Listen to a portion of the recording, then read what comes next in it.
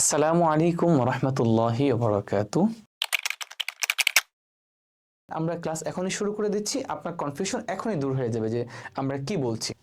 এই যে আশা করি আমরা প্রত্যেকে দেখতে পাচ্ছি যে এই যে এটা কি, এটা হচ্ছে আলিফ, এটা হচ্ছে আলিফ, দিস ওয়ান ইজ আলিফ, আর এটা হচ্ছে হামজা, এটা হচ্ছে হামজা। এর মধ্যে এই যে উপরে এই অংশটা এটা হচ্ছে জবর, এটাও হচ্ছে জবর। আর আমাদের পড়াটা কোথায় তাহলে? আমাদের পড়া হচ্ছে এই যে এই স্থানটাতে, যে গোল হচ্ছে আপনার 3 আঙ্গুলের মতো, উপরে হচ্ছে এরকম ভাবে আছে, এই যে এরকম ভাবে আছে, এটাই হচ্ছে তাসদিদ। এটাকে বলা হচ্ছে তাসদিদ। তাহলে তাসদিদ কাকে বলে?